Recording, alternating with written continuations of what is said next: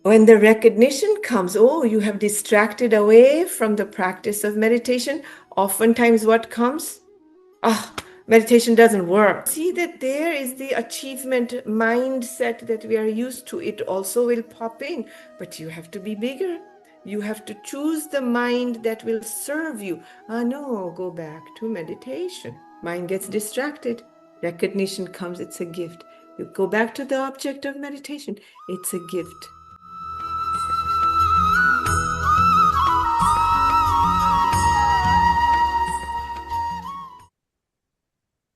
Very good, Dave.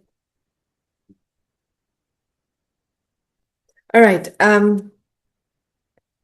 Let's just review quickly what went on yesterday, but before last week. Before we do that, so we're on chapter 6, which is meditation, right? Yoga of meditation.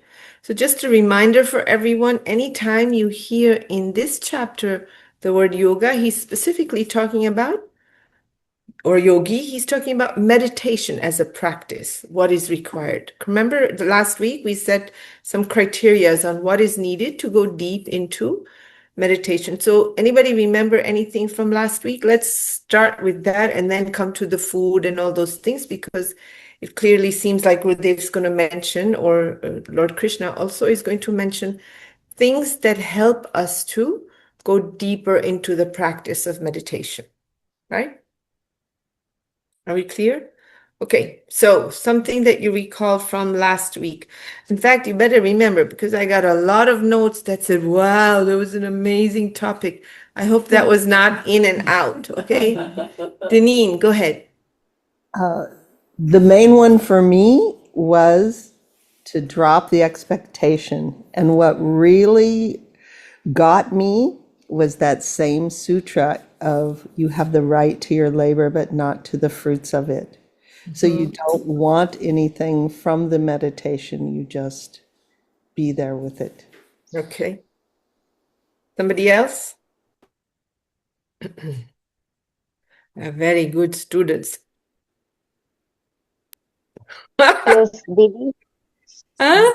I remember that we have spoken about before getting into meditation.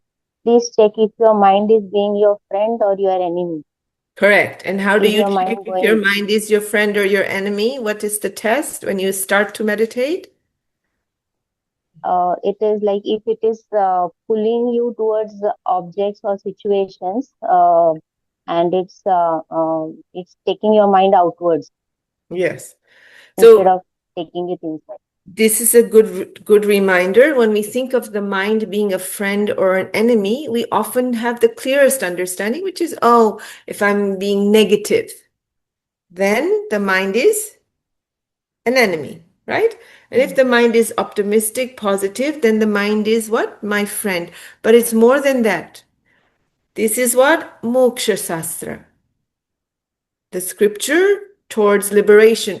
In that case, when is the mind an enemy? When we are lost in the external world, when the identity is, I am this body, I am somebody, we are ego identified, even if it's optimistic. Did you guys hear this? Even if it's, I'm such a good person, I feel so happy, even if it's positive, where is the mind? Is it serving you or working against you? Are you clear in how I'm saying it, how it's being said in the book? That which takes you in establishing in the ego, the identity of limited self. I am this body. I want a good meditation. I had a good meditation. I'm a positive person. I have positive thoughts. I love everybody. This is still what? Ego. It's still a false sense of self, small self. Is this clear? We don't stay clear with this, okay? We often are seeking a good experience. I had a good experience. Where are you? Mind is what? It's not your friend. It's working against you. It is your enemy, because you are establishing more in what is false, not establishing, not strengthening in what is the higher self, the truth, quote. Yes? So that's a really, really important point to remember. So when we start meditation, this is why the three statements, what does Gurudev say? I want nothing. I am nothing. I do. With those three statements, where is the mind? Friend. Because it's going to where? It's going inward. It's going towards the self, which has no name. Words cannot describe it. It has no quality the way we understand quality, not positive, not negative. It simply is. Is this clear? Yes or no? Yes. Listen, this is a very, very important piece in the practice of becoming a yogi, meaning a meditator that starts to experience the self out of the surface of the mind, going inward. And that's where we go to what somebody already said, no expectations. Oh, hey, Prabhu, whatever this meditation is, this is your prasad. You have to remember the previous chapters. Don't forget. Are we clear? Okay, let me hear some more. Kuspinder, go ahead, please. What do you recall from last week? I recall a few things. One is that meditation purifies in a different way than bhakti or karma yoga, than seva. Just seva itself will not sustain you. And there was something which, like, I kept thinking about during the week, which was, you don't shower to be clean in the shower. So you don't judge your meditation when you sit for your meditations. That's That was correct. something coming back to me. So And how is it different? as in, I'm sorry, I didn't get. How is the purification different? Okay, first you finish. You said, and tell me what else you remember, and then we'll come back to your original statement. And I remember this one thing that you said about, even about material things, about parigraha, that the more things we get, the more the mind grabs onto things. So that was something that I pondered over a lot during the week. Yes. I really need that. So those are three big points. Okay. We already know from the previous chapters, right? 3, 4, etc., that in the very beginning, Krishna Bhagavan gave the highest knowledge, how to be free and who you are. Advaita Vedanta, it was called Sankhya Yoga, correct? You are Atman, you are immutable self, nothing can touch you, you have no name, you have no form, fire, water, etc. Correct? That whole conversation was given in chapter 2.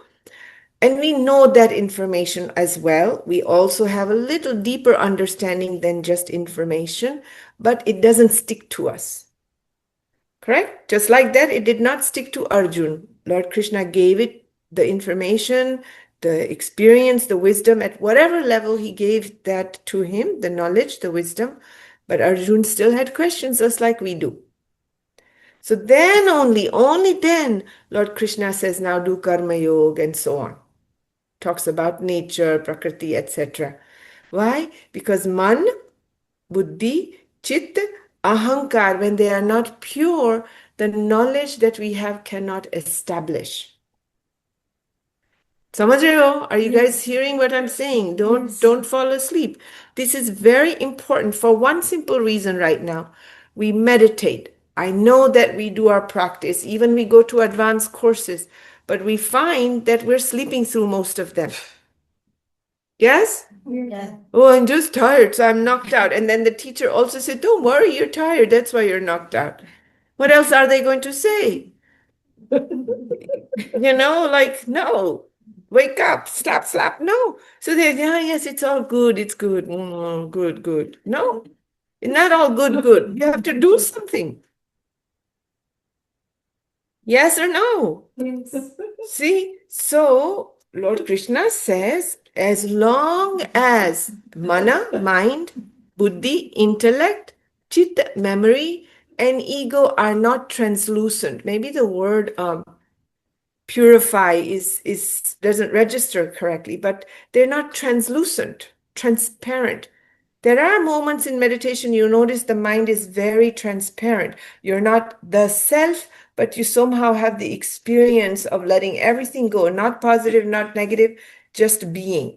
You come very close to being. Do you understand this much? Yes or no? Yes. Yes?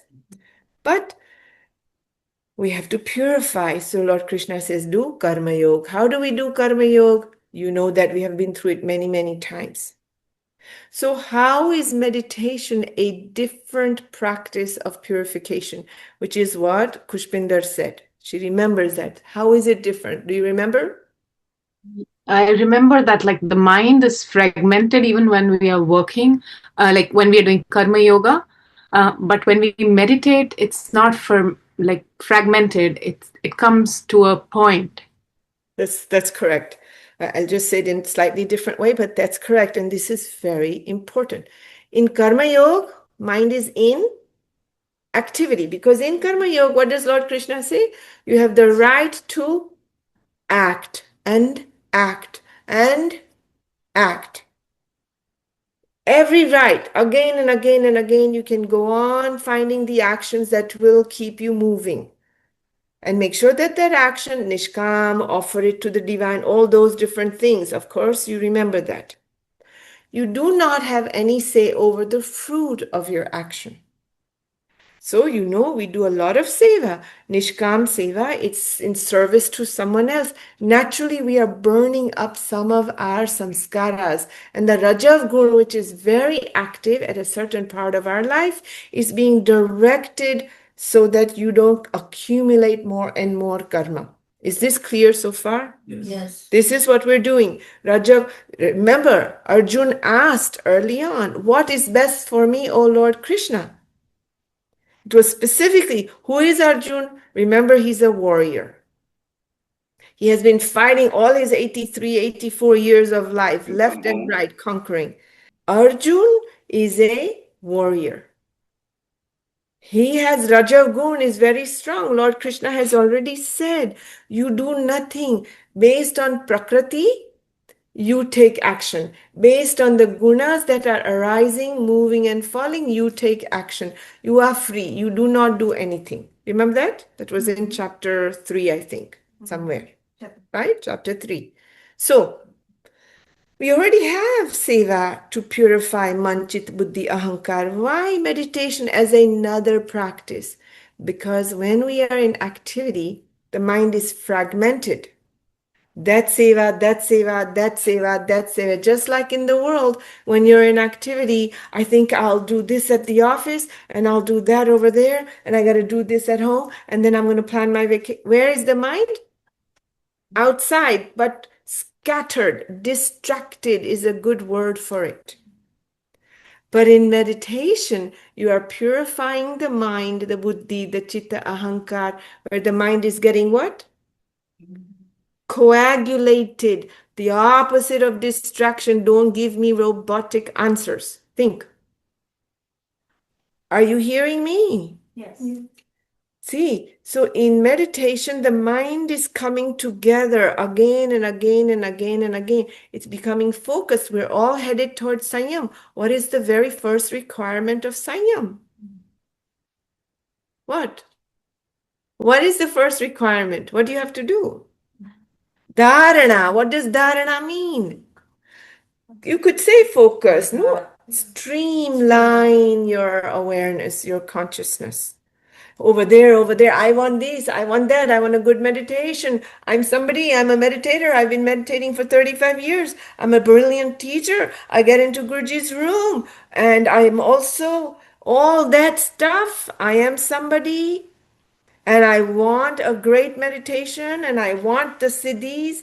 This is distracted, divided, bifurcated mind. What do you need first? Dharana.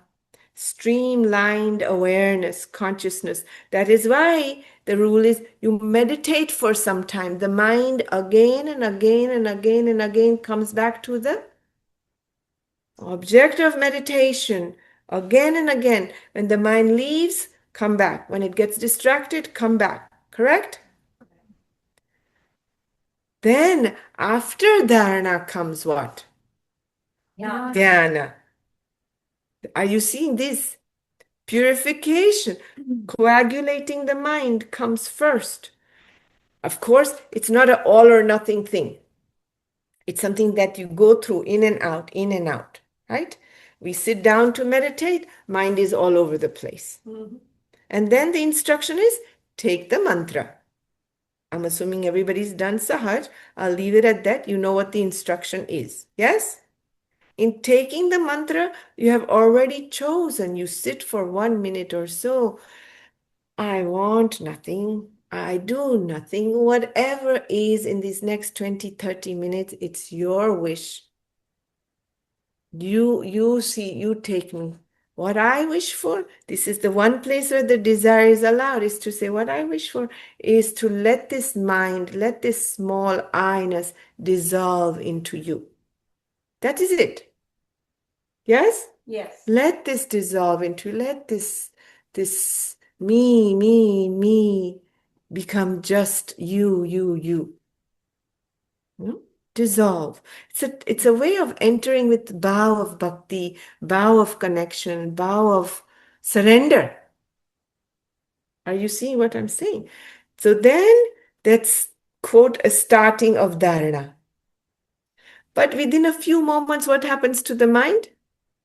That's Tuck.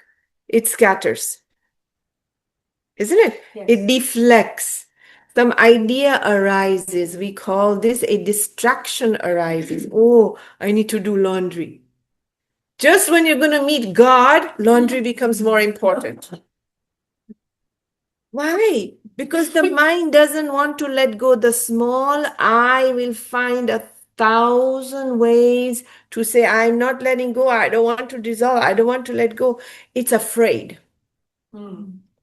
You understand? It's afraid. The power is There, yeah.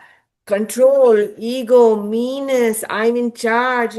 It's afraid because it doesn't yet know the taste of letting go is far more beautiful, far more powerful than anything it has ever had in its hand. But it's afraid. So the mind distracts. But then after the distraction, at some point, what comes? No, what comes? Before the mantra, what comes? Awareness, recognition. Go back to the mantra. Recognition comes that I'm away from myself. I'm going towards where the mind is the enemy. I'm going into the world, into matter, into objects, into planning, into organizing, and why my laundry is the most important thing in the world right now. Are you still with me? Then comes the prerna. Oh, go back to the mantra. You are not doing this. Are you doing this? Do you say, I'm going to distract now? Is it a thing that you do? Yes or no? no. No. It happens. And then you could be lost for 10 minutes in the planning, in that distraction. Before another happening, before another awareness comes, oh, hey, you're meditating. Correct? Correct. That's also a gift. So where are you going to come with, I had good meditation, I had bad meditation? That's just what it is. Are you, if at least by the end of this chapter, forget it, we may not end in transcendence and then liberation. Transcendence is different from liberation, but I'm not going to get into that right now, okay? We may not end there, but we should end after so many years of meditating to stop seeking something in the meditation and stop counting the meditations. I did it twice. I didn't do it. This was in my meditation. Gurudev uses the simplest example of brushing your teeth, dental hygiene. Do you count which time and how many times you had to floss and how many times you went up and down to brush your teeth? No. Imagine, oh, the molars feel smooth. Okay, move on. Don't do anything like these.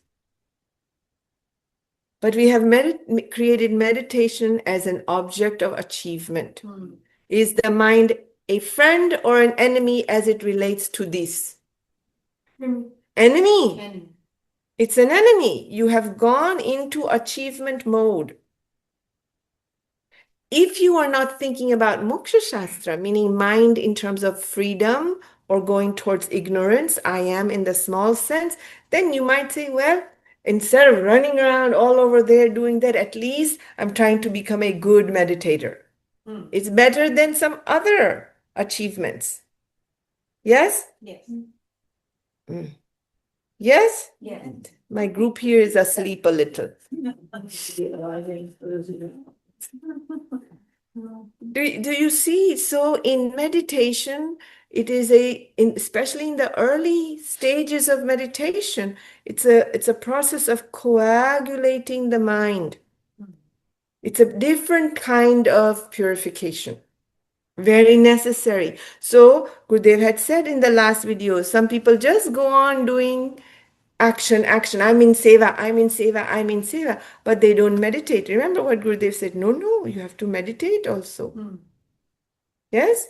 There was a reel I told you about that I saw where someone directly asked Gurudev the question, what should I do? Meditation or seva? He said in no unequivocal terms, what? You must meditate. If not, you became a plastic tree. Remember that me saying that? You become a plastic tree, meaning the juice dries out.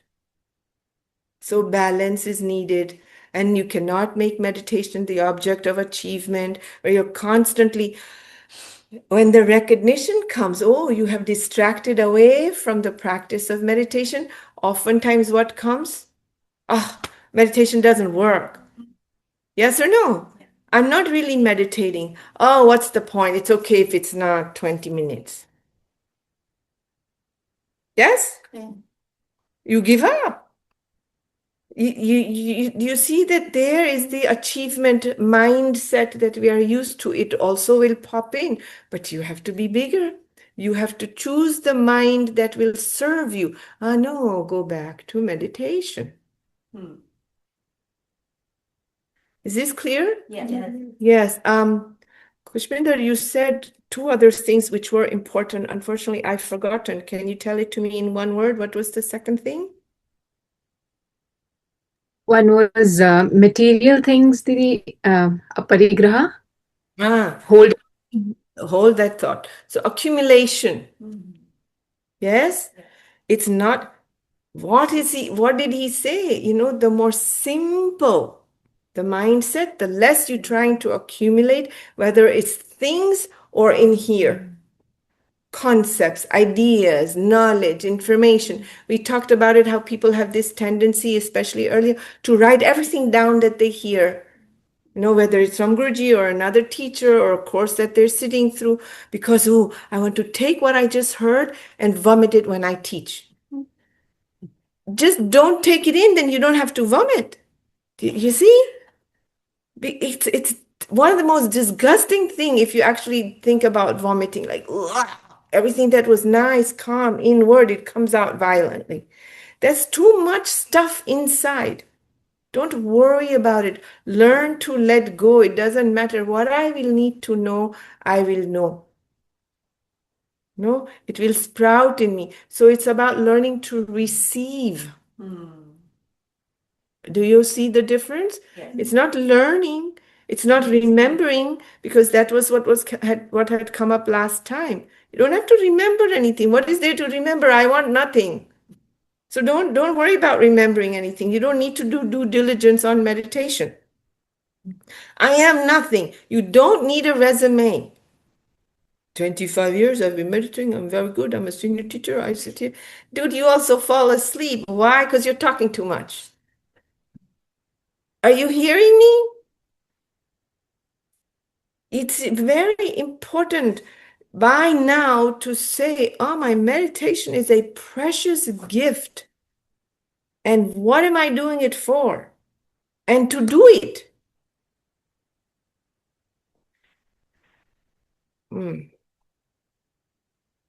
And the third thing, aparigraha, not to want to accumulate, especially on meditation. Gather information, better understanding. What are my mantras about? I get these questions sometimes, I read somewhere that these are Ganesh mantras, and when taking Ganesh mantras, it's not the region of the heart. I want to say, I wish I was that smart. I'm not. I just know what the Guru told me and I repeat it. Why this mantra and why region of the, I don't know. Do you think it's because the soul is in the heart? I don't know. You think, leave me alone. Do you understand this? Yes. Stop this thing when it comes to the practice. Just follow the instructions in gratitude. Okay, and what was the third thing, Beta? You don't shower to be clean in the shower. Yeah. While you think you don't think, how's my meditation? So that is leading us to the notion of not seeking good or bad meditations. No? When we're in the shower, you say, I feel so good. And then when you come out, you're back to the same where you were before. Ugh. Then smelly armpits. No, but that's not the point. No? Slowly, slowly coagulating the mind. And I'm telling you, how many advanced courses have been done? For most of the people I see here, at least more than 5. Yes or no? Yes. No? And if you're at number 35, ask yourself, really, how different is 35 from number 4? First day and a half, 2 days, what happened?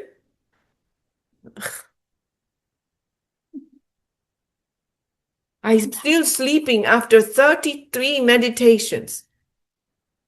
And then the teacher doesn't, she can't say too much because then, Rajshree is scary. Then I have a reputation that I have to deal with. So now she's learned to say, oh, don't worry, it's okay. It's not okay. No. You have to do something about it. This is just, remember this, I'm not a teacher here. We're having a discussion. Remember the first few days. We are going to figure this out together because Rajshree Didi hasn't read this either. She's just listening to Gurudev and then just, So, Didi, it's not okay to fall asleep.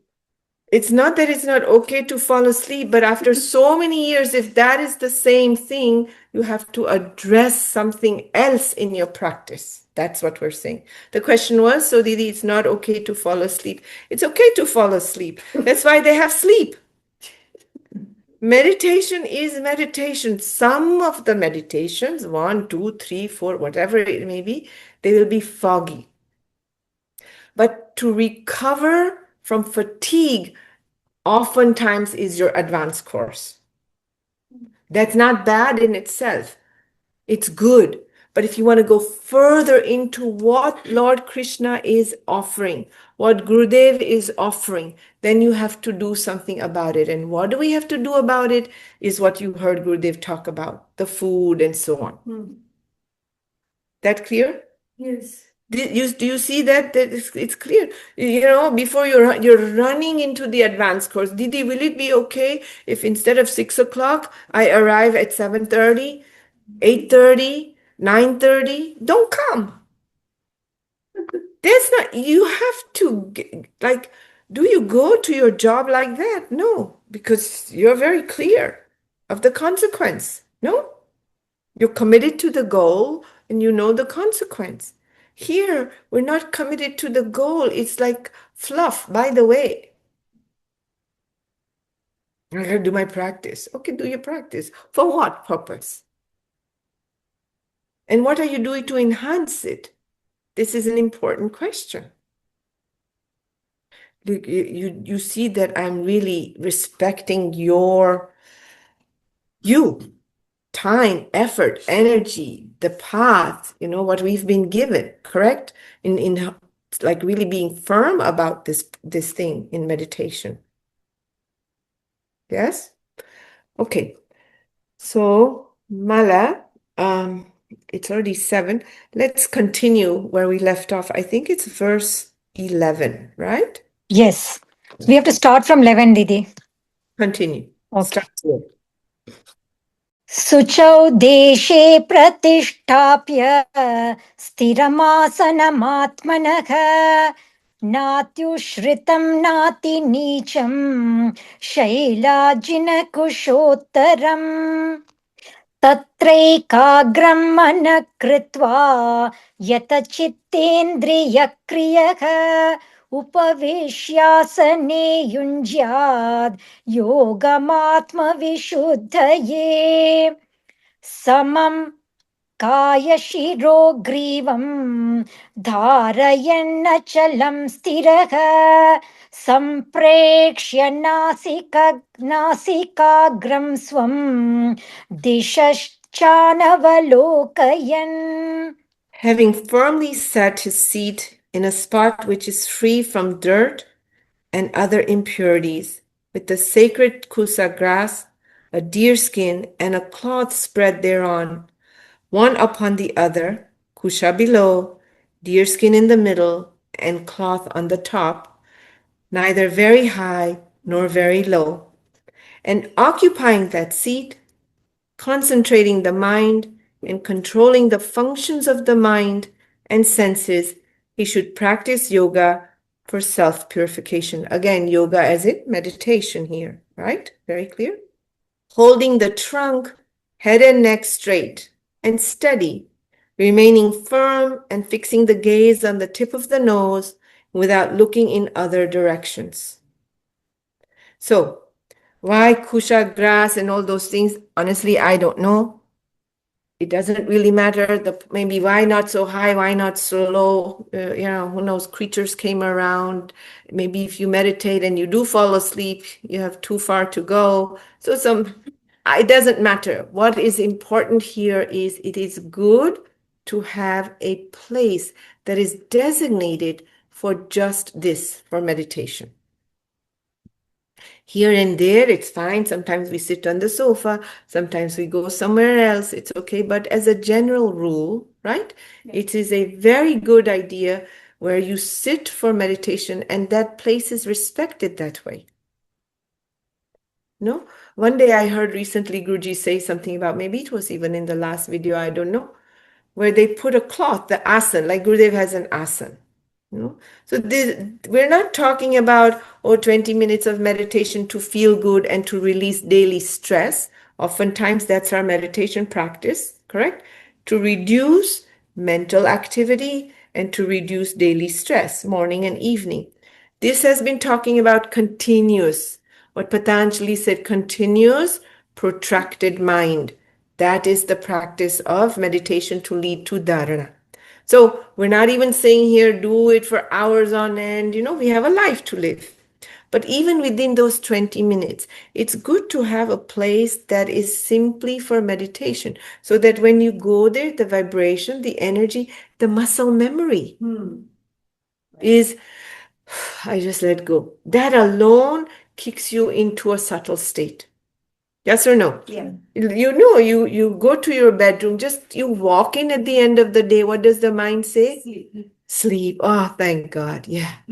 Isn't it? Yes. You even have the light proper. It's not blaring. It's a little low.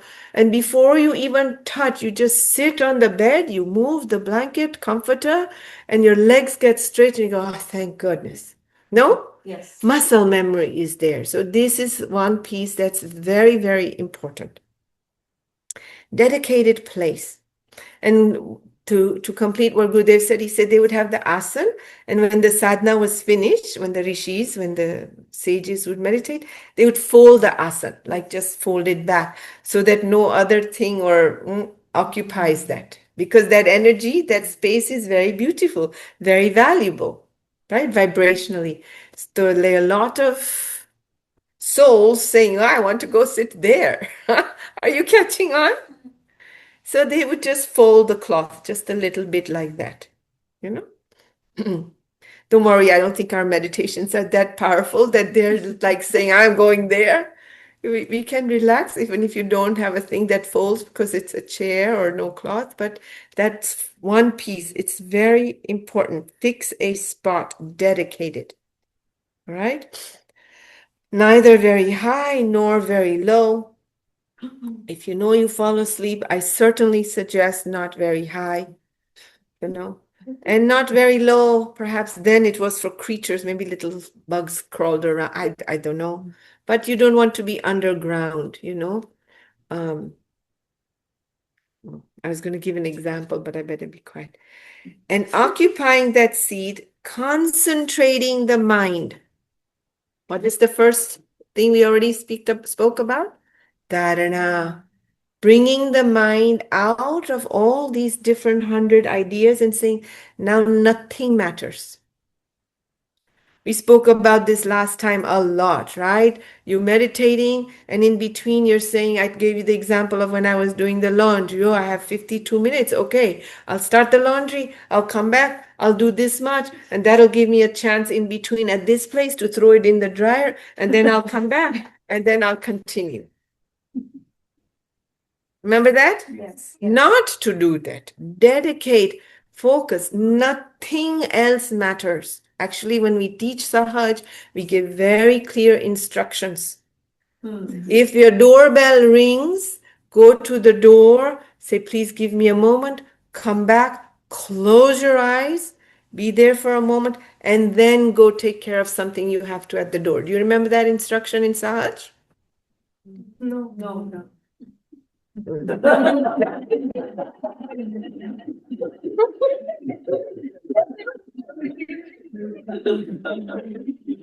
Did I teach any of you Sahaj? No. It's there. It's. I bet you didn't hear. The teachers would never make a mistake. Yeah. You guys forgot. So if the doorbell, what do you do? If your meditation has an interruption, not because you want to change from washer to dryer, right? But there's an interruption. Somebody rings, some emergency, something happens. Short of a fire, like urgent emergency is different from some interruption. You're supposed to pause. No, just one moment. You go back to that seat. You close your eyes for 1 minute or so, take a breath, whatever, and then only go in. That is how much you should respect it. You know, there are places when you're at work or whatever, something that's very important. You don't interrupt. You say, could you hold a second? Don't you say that? We don't have the same mindset in our meditation. La La Land. I'm sure Joan knows that instruction, isn't it, Joan? They have to wait. Like they're okay to go about, oh, well, my meditation's over. No, you must go back and complete. Is this clear? Yes. No? All right. Occupying the seat, concentrating the mind and controlling the functions of the mind and senses. In the middle, you're meditating. Your partner has already finished meditating. But okay, they finished meditating. No. So they're cooking in the kitchen. What are you making? Sense. Yeah. You have to remind yourself, no, this is, I want nothing. You have to. Those 3 sutras that Gurudev gives in meditations are a way to make sure the mind is your friend and not your enemy, which was verse whatever, 3 or 4 in this chapter. 5, correct? You have to remember. I want nothing. Just that recognition in the meditation, when the senses are you hear some sound and you start going, oh my God, it's so noisy, or that's beautiful. No, I want nothing. Not beauty, not noise, doesn't matter. Oh, it's too hot. I need to get comfortable. No. This is what it is. It's how it is. Be with it. To begin with, we are comfortable. What does it say to begin with? Holding the trunk, head, and neck straight and steady. I do recall Gurudev saying in the prior video, it's not about being stiff, right? See, is my trunk straight and head tall and all of that? Yes. Yes or no? Yes. But is this also the same? Yes. Yes, but this is relaxed. There's no effort in trying to keep it in one place. And then Gurudev said, if after beginning the meditation like that, If the head drops, this is okay. But most of us start out on a king size bed, with the husband in the back, that cushion. I think they call it the husband. I don't know why. But anyway, you know what I'm talking about? It's like a triangular wedge. Yes or no? Yeah, just say yes.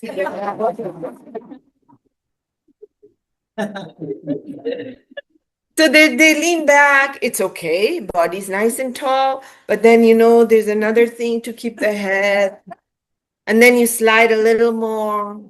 Even before beginning,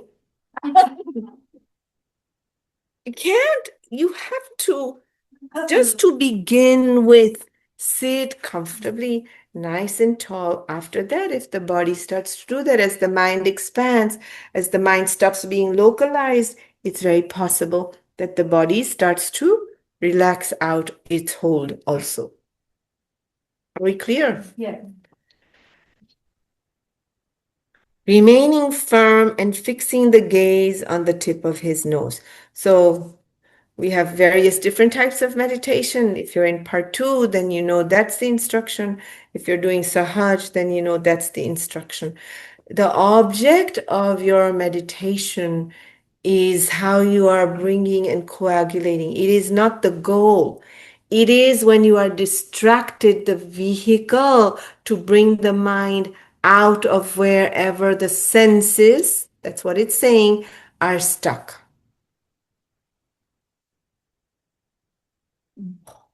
Are we clear? Yes. No. So when you go to an advanced course, you, as a teacher, you sometimes say, be comfortable, but don't get too into the seat where the seat is your importance. People do this. Cushion, these, because they want to make sure there's zero discomfort. We already talked about that. No? Not I don't want to, overeat. Oh, that's good. Okay, I'll have just a little more.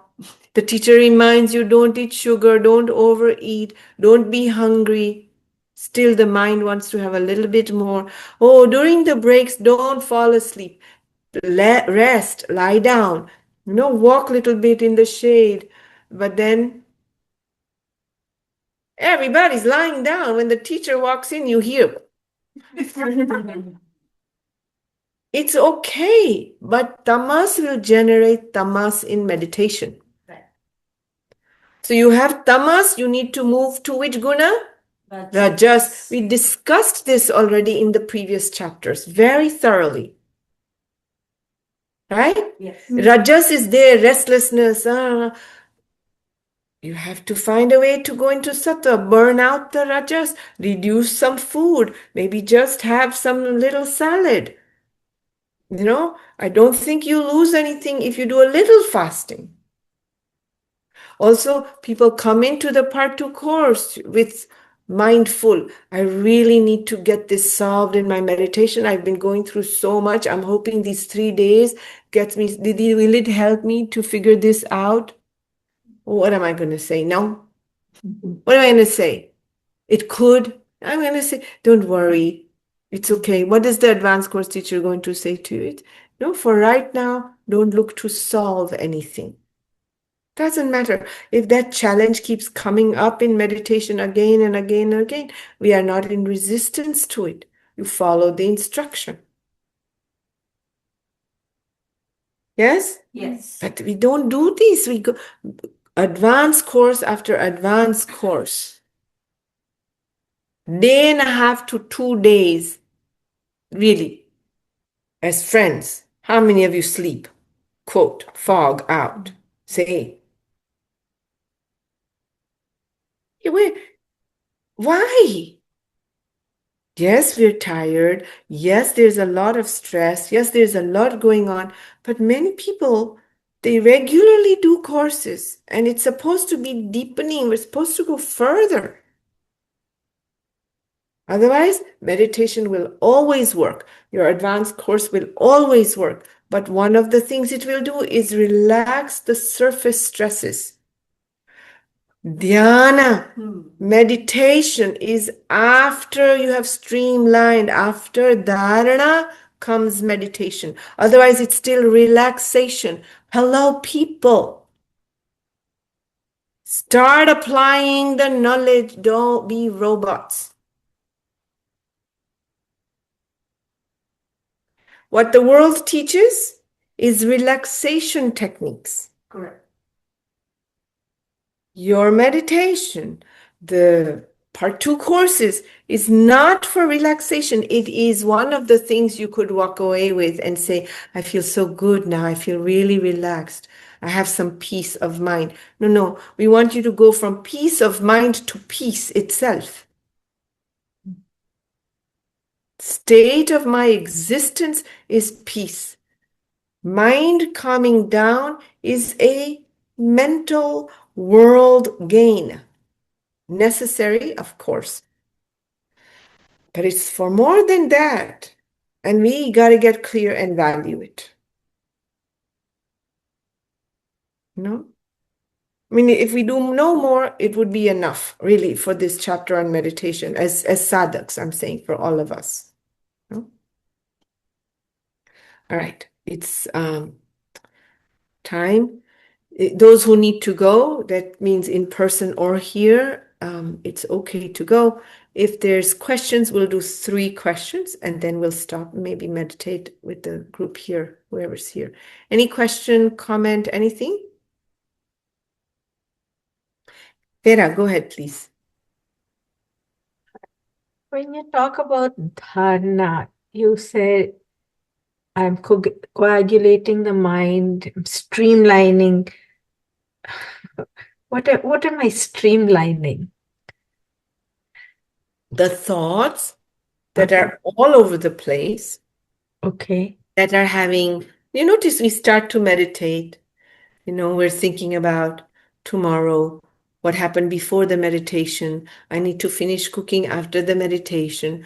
Oh, and then my son, my daughter, so many different thoughts are there. And we also start to indulge in some of the thoughts. Yes? Yes. And we give permission to ourselves to finish those stream of thoughts that arose. Yes or no? Yes. Because we consider that thought Important. important. The idea, if you don't want to hear it as a thought, the idea, we consider it important. And somehow the mind is taking you down that road of solving what we consider important, or doing due diligence on it, or taking another look at it, whatever you're doing with it. Yes? Yes. So you have now fanned the mind out and away. And then there's other thoughts. And then while this is going on, it triggers another related file opens. Thoughts come. This is scattered mind, distracted mind, not whole, not coming together. Dharana means streamlining, slowly bringing the thoughts back to this moment, here, now. Do you understand? Do you understand what I'm saying? Yes. Slowly, gently. There you go again. No. Go back to the object of meditation. Look, all this high knowledge, big knowledge, yeah, that's great. Really, it's great. I'm telling you, there's nothing more practical for us as meditators than what we have been discussing in these last 2 sessions. Those other things, the knowledge, the wisdom, they become preparations to meditation. Oh, I do nothing. The gunas are in charge. They are running the life. Oh, whatever has been today, I offer it to the divine. This is a way to bring the mind to calm, acceptance, so you can go further. Do you see? That's why I repeatedly say, do not forget the prior learnings. We have this tendency to even hear Gurudev as a satsang with one question, and he's often streamlining many of the questions, and the answer is a continuum, but we don't learn to listen like that. Vera, is that clear, dear? Yes, okay. You have a question. Yeah. Meditations don't necessarily get distracted by thoughts, but I have a lot of tight muscles and they start releasing when I'm meditating. Mm-hmm. The meaning that I'm not doing, they're just sitting there, it just drives me nuts. The two things that So it is a contradiction in those few words you said. I'm just going to repeat for them. Meditations don't necessarily distract with thoughts, but there are lots of tight muscles. And when I'm meditating, those muscles start to release and it drives me nuts. Did you hear? Yes. Do you see? You are not a mind and a body. You are mind body. For some people, the experience is very at the physical level, at the body level in meditation. Some others, some very few computer engineer types, very few, the Qualcomm guys only. For them, the experience is more mental. However, that doesn't mean something isn't happening on the body level. There are tight muscles, there is heat, there is sensations, there is prickly, there is something going on. It's just that their awareness is more up here, thought level. Is this so far clear?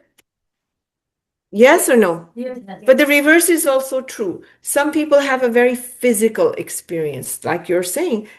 Muscles are tight, muscles are relaxing, but there's also connection. There's a correlated happening on the mental state as well.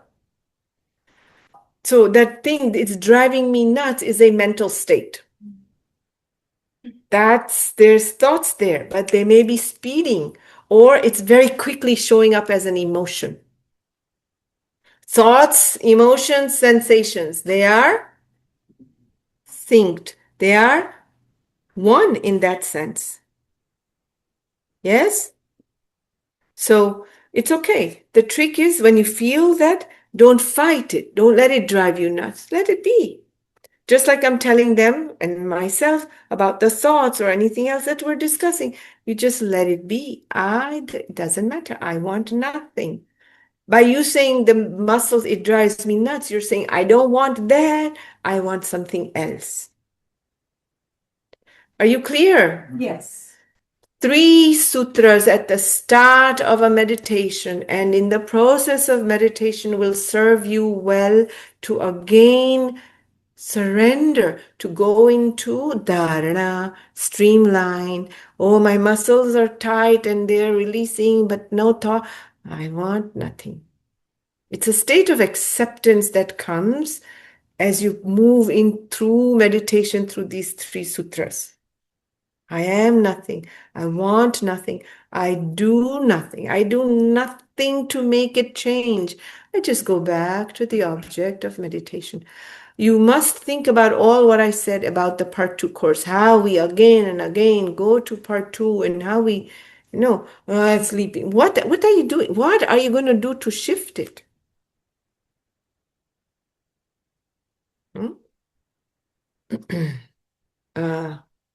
I don't know. Was there a question here? Third one? One more question. You're good? Maybe even if the pain's coming, you just disassociate from You don't even need to disassociate from it. You are already disassociated from it, the big self, I'm saying. But you learn to be with it. Okay, come. I am nothing. I am not that pain. I have pain, so I'm not meditating. I got to get rid of the pain. We keep adjusting the body to get rid of the discomfort. Yes or no? Yeah.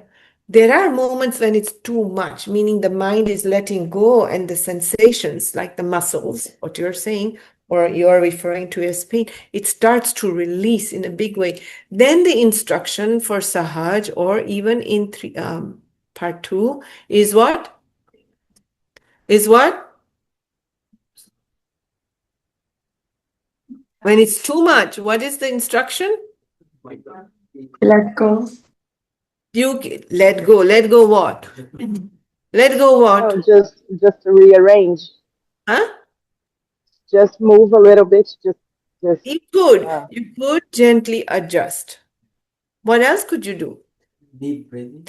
That's right. You're told to take 3 or so ujjayi breath into that quote pain or the sensations, and then go back to the instruction of whichever meditation you are doing. Yes? But don't keep trying to get comfortable. This is avoidance. This is resistance. Your meditations say a lot about how your mind functions. You just talk to the advanced course teachers. They watch you a little bit and they know this person does this, the mind. They know. How did you know? I just saw you do it. You have a neon sign up here. No, it's not magic. Because your mind is what meditation is about. It's not magic.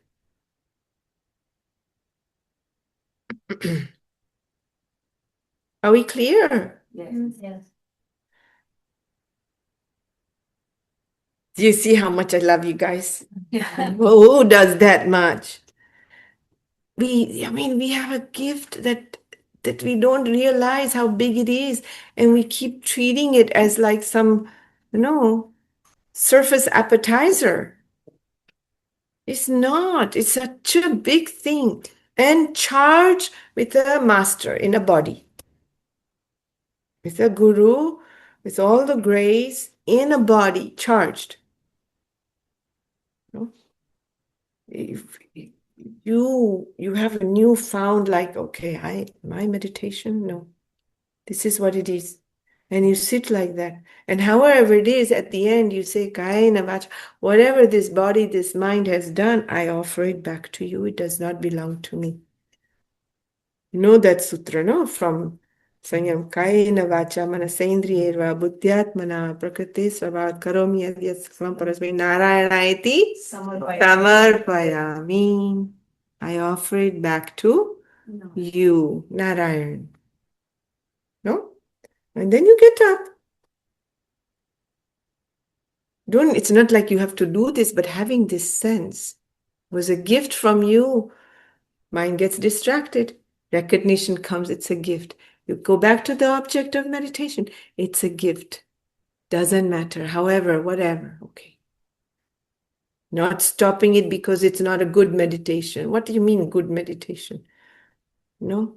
Diwali cleaning, nothing good about it. It's constantly required. Oh, it's full of stuff in there. Every day you take your trash out, don't you? This is how Gurudev puts it. Imagine, do you say, oh, a little I'll take out and a little one I'll leave this and I'll just keep here. It's good, the smell is good. No. Pack it up and just take it and then you say and you go back. You don't go to your bed and start analyzing, what did I just throw out? Yes? Yes. All right. Let's just close our eyes a few moments. And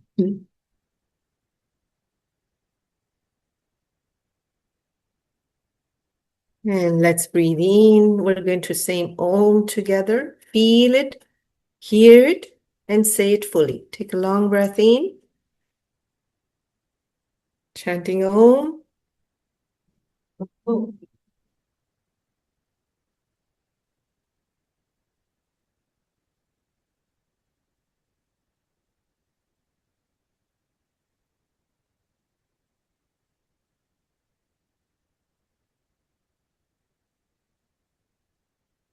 Nothing to do. Nothing to achieve.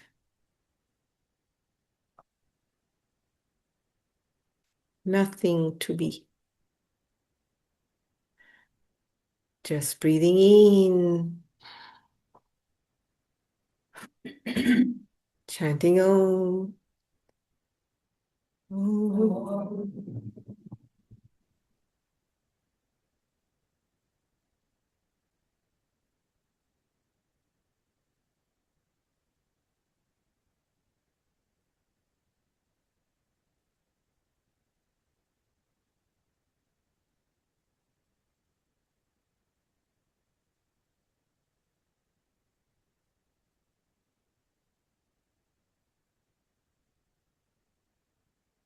Breathe in again.